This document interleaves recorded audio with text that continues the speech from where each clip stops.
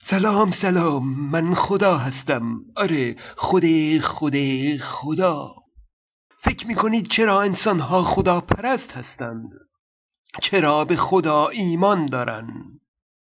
خب بگذارید یک آزمایش رو مرور کنیم. یک آزمایش جالب. دانشمندان توی یک قفس بزرگ تعدادی میمون گذاشتند و یک نردبان و تعدادی موز بالای نردبون آویزون کردند. خب وقتی اولین میمون از نردبان بالا رفت و دست به موزها زد، شیر آب بر سر میمونها باز شد. میمونها دوست ندارن که خیس بشن، عذاب میکشن.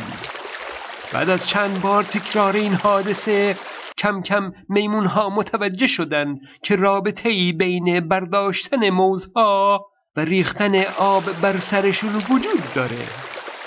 از اون به بعد هر میمونی که هوس میکرد موزی برداره، به محض اینکه میخواست از نردبون بالا بره، بقیه میمونها او رو از نردبون پایین میکشیدن و یک کتک مفصل هم بهش میزدن. چون از خیس شدن خیلی بدشون میومد. دانشمندان یکی از میمونها رو از قفس خارج کردند و یک میمون دیگه جاش گذاشتند. میمون تازه وارد از دنیا بی خبر تا از نردبون بالا رفت به پایین کشیده شد و کتک خورد. او میدید که هر میمونی میخواد از نردبون بالا بره، بقیه او رو کتک میزنن. او از بقیه الگو برداری کرد و در این کتک زدن مشارکت کرد. میمون جدید نمیدونست چرا نباید از نردبان بالا رفت.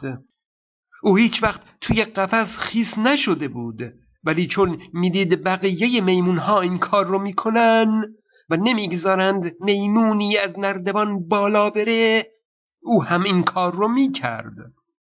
چند روز بعد میمون دوم هم با یک میمون جدید دیگه جایگزین شد. به همین ترتیب به تدریج همه میمونها با میمونهای جدید جایگزین شدند. حالا دیگه میمونها خاطری از خیس شدن ندارند، ولی از میمونهای قدیمی یاد گرفتن که نگذارند هیچ میمونی از نردبون بالا بره. چرای اون رو نمیدونن، فقط این رو میدونن که هر میمونی خواست از نردبون بالا بره تا یک موزی برداره، باید او رو به پایین بکشن و او رو کتک بزنند. چرا؟ نمیدونن. اونا از میمونهای قدیمی الگو برداری کردند بدون اینکه علت اون رو بدونن. راستش انسانها هم همینطوری الگو برداری میکنن. خدایی هست همه جا، چطور امکان داره؟ نمیدونن.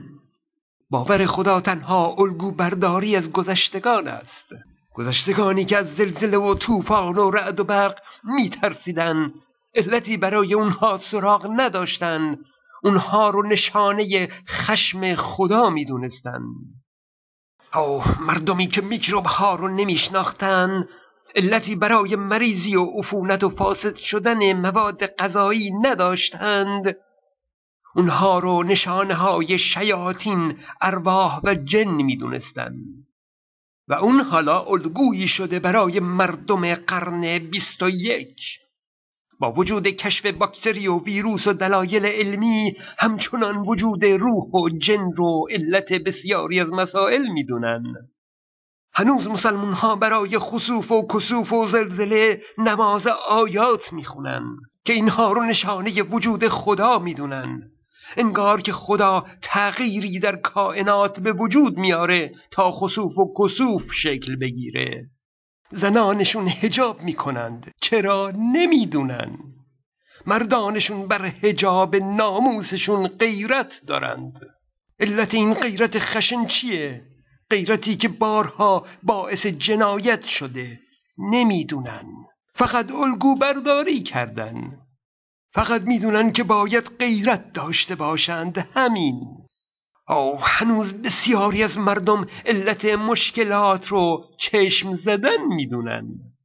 چشم گاو به خودشون آویزون میکنن تازه یک آیه از قرآن هم میخونن تا چشم نخورن. ماشالله میگن و ان یکاد میخونن تا چشم نخورند. آیا زمان اون نرسیده که انسان از این الگو برداری ها خجالت بکشه؟ آیا وقت اون نرسیده که انسان عقل رو جانشین این الگو برداری های احمقانه بکنه؟ اگه امروز یکی ادعا کنه که روح چنگیز مغول در بدن او زنده است، همه او رو مسخره میکنند، او رو دیوونه میدونن. شاید هم بپرسن که چطور و چرا این تصور خام رو میکنه.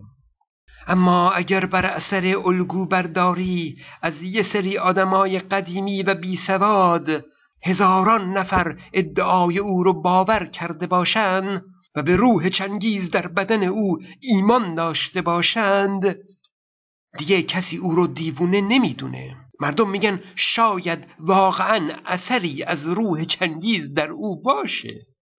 حالا دیگه به جایی که شما از او بپرسید که چرا این تصور خام رو داره، او به خودش حق میده که از شما بپرسه که برای باور نداشتن به روح چنگیز دلیل بیارید.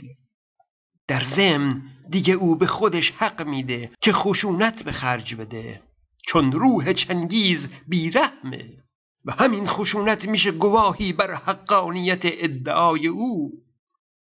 دیدید؟ تنها با یک الگو برداری ساده چطور یک باور احمقانه میتونه ماندگار بشه و خشونت رو ترویج کنه؟ اعتقاد به خدا و قتل و خونریزی و تجاوز و سنگسار به نام خدا تنها حاصل الگو برداری از آدمای بی سواد و قدیمیه.